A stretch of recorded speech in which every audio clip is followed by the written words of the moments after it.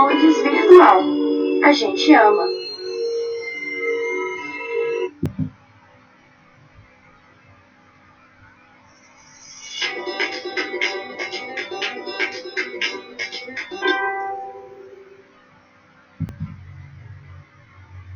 Aos nossos queridos alunos e pais.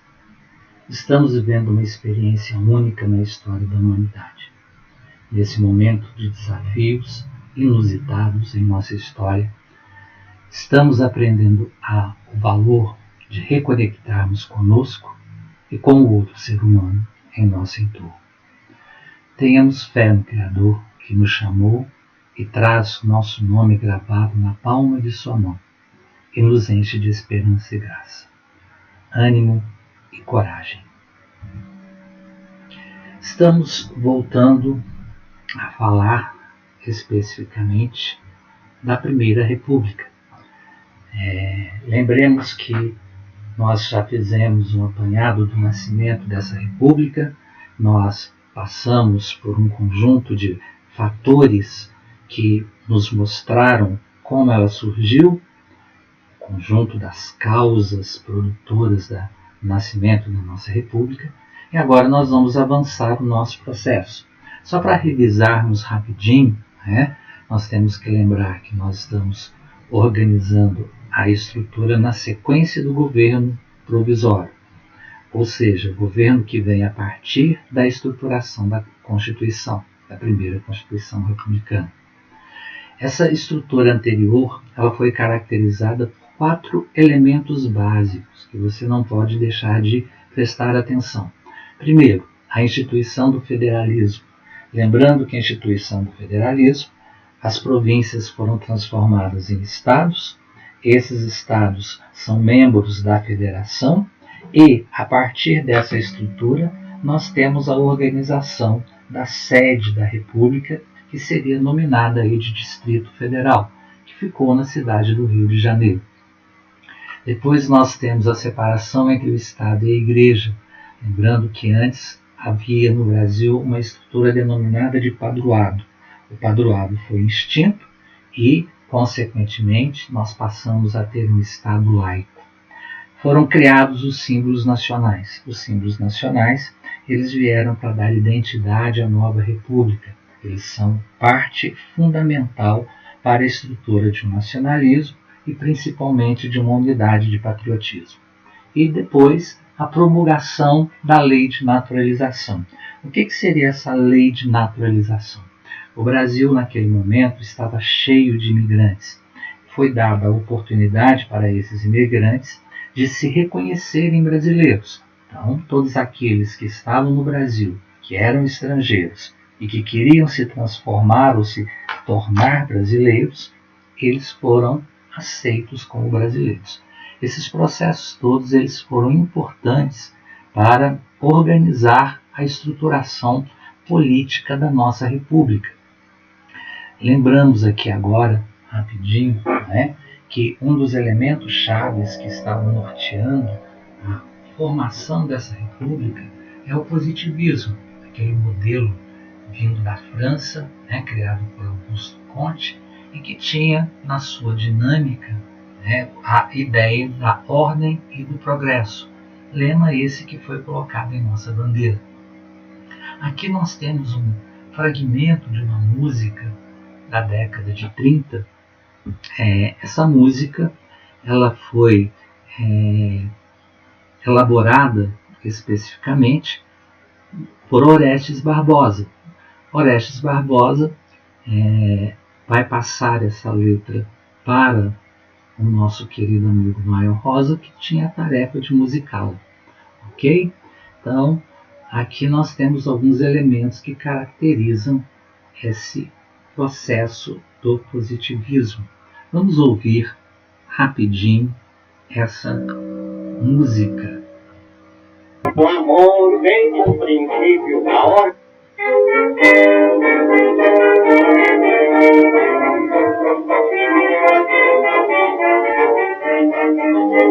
A verdade, meu amor, mora num poço.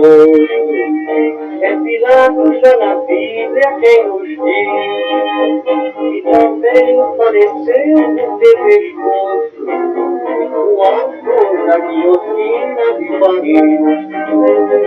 Apesar de meu amor mora num poço, é Pilatos da Matilha quem nos diz, e também faleceu no teu pescoço o infeliz autor da guilhotina de Paris. Ai, orgulhosa querida, mas aceitaste a lição,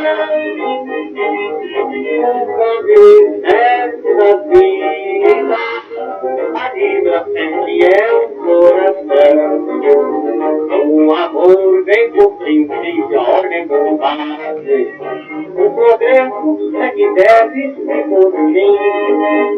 Expressaste esta lei de Augusto Conte, e fosse ser feliz longe de mim. O amor vem por princípio, a ordem por base, o progresso é que deve vir por fim. Expressaste esta lei de Augusto Conte, e fosse ser feliz longe de mim. Muito bem.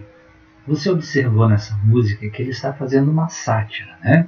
Ele faz uma sátira ao Guillaume, né, o autor, o criador da guilhotina na França, faz uma sátira com a lira, né, que é uma moeda estrangeira. Ele faz uma alusão, né, ao pensamento do Augusto Comte, a base daquela teoria do positivismo. Então vamos entender que o positivismo ele estava dentro da mentalidade do povo naquele momento e era importante para determinar algumas diretrizes dentro dessa estrutura republicana. A teoria da ordem do progresso ela vai ser uma base fundante da nossa república e a ideia dos militares como administradores dessa república, por princípio de ordem, né, também estava na pauta do dia. Vamos pensar alguns elementos que aconteceram na estruturação dessa nossa república. Nessa fase inicial, nós vamos ter a formação de uma estrutura financeira, ou seja, um pacote econômico. Esse pacote econômico foi nominado de encilhamento. Encilhar era colocar rédea no cavalo. Era um termo utilizado para colocar as rédeas, né, no cavalo e exercer o controle, tá, do cavaleiro.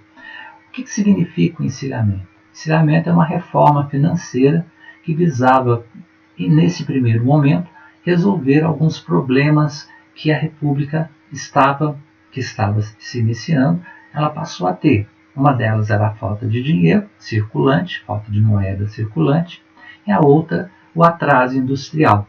Então, qual era a base desse projeto econômico, dessa reforma financeira? Primeiro, estimular o crescimento econômico, a expansão industrial e promover uma política emissionista, ou seja, fazer moeda. Para quê? Para atender a necessidade do mercado.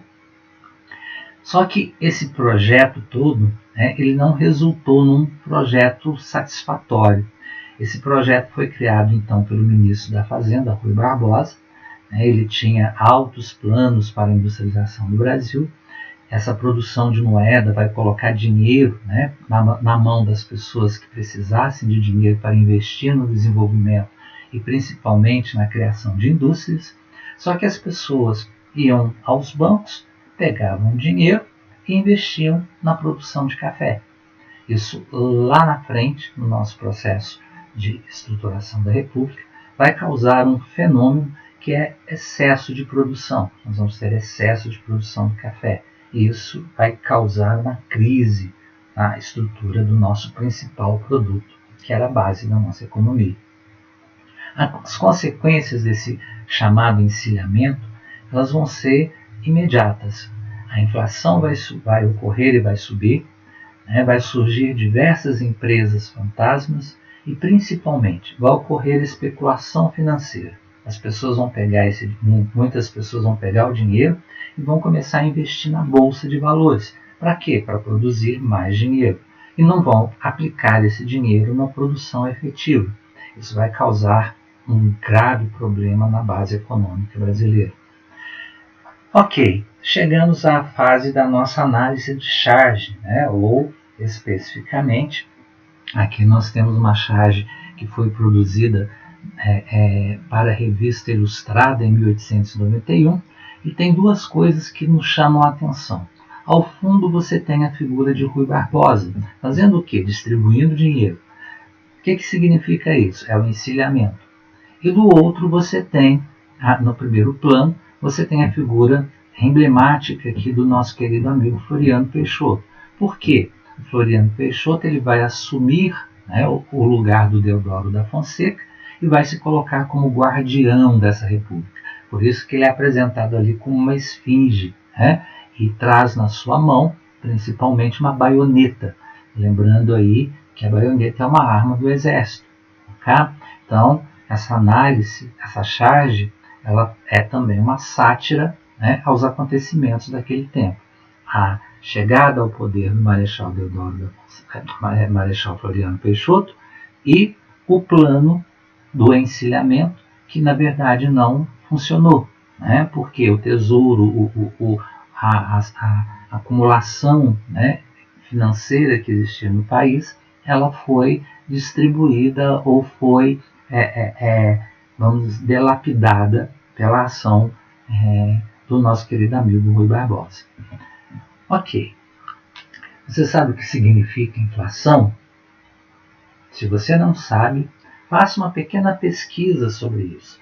Inflação é um termo muito utilizado nas áreas econômicas e inflação é aquilo que causa aos investidores, que causa aos economistas, que causa ao trabalhador um pânico.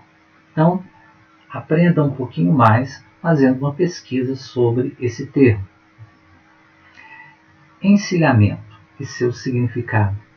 O encilhamento, provavelmente o termo encilhamento, nome dado à crise que ocorre no Brasil aí no início da Primeira República, é derivado da corrida desenfreada para a Bolsa de Valores, o que se assemelhou à corrida que os apostadores faziam para apostar nas corridas de cavalo no Jockey Club.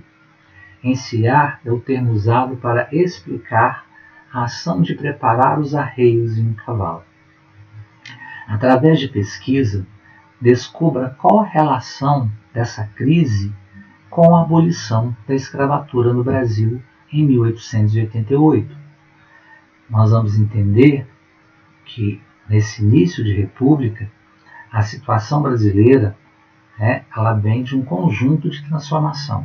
A abolição será uma delas, que vai afetar, sobretudo, a composição das dinâmicas sociais no Brasil. Os governos constitucionais da República da Espada. O que significa governo constitucional? Significa que são governos a partir da estruturação da nossa primeira Constituição. Os governos, a fase iniciada aí pelos governos constitucionais, nós vamos chamar de República da Espada, ela é composta por dois governos específicos, o governo do Marechal Deodoro da Fonseca e o governo do Floriano Peixoto, Marechal Floriano Peixoto. Esses dois governos, eles são a base de formação da nossa estruturação republicana. O governo do Deodoro será um governo extremamente rápido. Por quê? Porque ele vai ter um conjunto de ações que são autoritárias, ações que vão beirar as características do absolutismo monarquista. E isso vai causar uma repulsa, principalmente nos membros do nosso Congresso. Vai ocorrer uma oposição dentro do Congresso à figura do presidente. E aí a sua governabilidade se torna insustentável.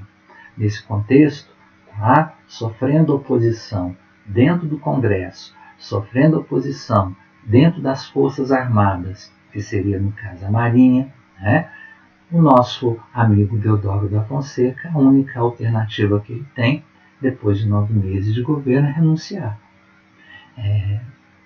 Aí a Constituição Republicana de 1891 estabelecia que na renúncia do presidente novas eleições deveriam ser estabelecidas. Isso não aconteceu.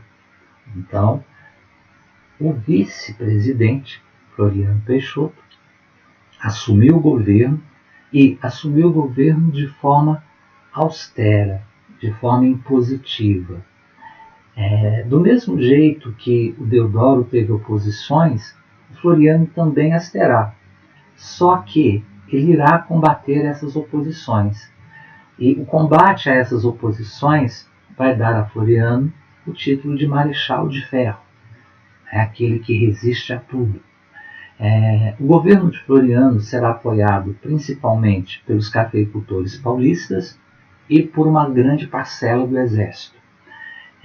Floriano, para poder conseguir aí o apoio principalmente da linha, da base da formação da nossa burguesia, ele vai apoiar a indústria e vai fazer reformas bancárias.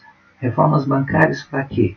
Para resolver ou tentar resolver os problemas criados lá atrás pelo encilhamento. Vai adotar medidas populares. Como assim medidas populares? As medidas populares que vão atender às camadas urbanas. Uma delas será o financiamento de casas próprias. Isso aí vai de uma certa forma, vai ajudar as pessoas, principalmente os ex-escravos, que não tinham renda, não tinham condição de conquistar ou ter moradia. Nesse processo também nós temos a formação do afavelamento, principalmente na capital, naquela época que era o Rio de Janeiro. Ele vai fazer um combate intenso aos seus opositores. Esses opositores vão estar presentes, em especial, em dois movimentos que vão acontecer durante esse início da República do Brasil. Uma delas é a chamada Revolta da Armada, no caso porque representa a Marinha. Esse movimento ele acontece em março de 1892, onde 13 generais da Marinha e alguns representantes do Exército protestam e exigem novas eleições. Por que eles exigem novas eleições? Porque a Constituição de 1891 assim trazia. Em setembro de 1893, 15 navios vão cercar a Baía de Guanabara, no Rio de Janeiro, e vão ameaçar bombardear o Rio de Janeiro. Não vão só ameaçar, eles irão bombardear durante uma semana a cidade do Rio de Janeiro. Esse movimento é chamado de Revolta da Armada. A Revolta da Armada será contida através de acordos e pela força pelo nosso querido amigo Marechal de Ferro. No outro momento acontece o que nós vamos chamar de Revolta Federalista. A Revolta Federalista vai acontecer lá no Sul, é um movimento que tem uma duração até expressiva, são 2 anos. Esse conflito ele vai ser um conflito violento, mas é um conflito de famílias do Rio Grande do Sul e políticos do Rio Grande do Sul com interesses próprios na região. Lá no Sul vão formar 2 grupos políticos distintos, o Partido Republicano, o PRR, e o Partido Federalista, o PF. O Partido Republicano ele vai defender o republicanismo, vai defender o presidencialismo, serão chamados ou denominados de pica-paus, adotam o positivismo como uma base fundante, apoiam o governo de Júlio de Castilhos. Júlio de Castilhos já é, na verdade, um dos governantes do Rio Grande do Sul, aquilo que nós chamaríamos de governador do Rio Grande do Sul nesse período. Esse grupo ele será favorável ao centralismo político. O que significa isso? Eles estão ligados à base da formação da República, que é o federalismo, mas apoiam um governo centralizado e forte, ou seja, receber ordens de um governo central e seguir essas determinações do governo central. Apoiam as forças legalistas. O que significam as forças legalistas? As forças do governo, até porque eles apoiam o centralismo. Do outro lado, nós temos o Partido Federalista. O Partido Federalista vai defender o republicanismo também, vai defender o parlamentarismo, ou seja, um governo descentralizado com atuação maior, aí, em especial, daquilo que nós vamos chamar de legislativo. eram denominados na região de Maragatos e se opunham ao governo de Júlio de Castilhos. Então, nós temos Maragato contra Pica-Paus. E, no mesmo contexto, nós temos uma oposição ao governador do estado, né, no Rio Grande do Sul, que seria o Júlio de Castilhos. E também na região de Santa Catarina. Tá? Se opõem à reeleição do governo local, foram liderados por Silveira Martins, que na verdade que pleiteava o governo na região, recebiam apoio dos fazendeiros gaúchos, não apoiava o centralismo político. Esse movimento, que vai durar 2 anos, né, ou seja, Maragatos versus Pica-Paus, vai trazer aí uma consequência de 10 mil mortos e, na verdade, a vitória dos Pica-Paus, ou seja, a vitória do Partido Republicano, onde vai prevalecer o centralismo político e o apoio direto, né, e o apoio também militar do Exército Brasileiro e o apoio do nosso governo. Esse movimento é chamado aí de Revolução Federalista. Ok? Muito bem. Deixo aqui o meu abraço para todos vocês e desejo a todos bons estudos.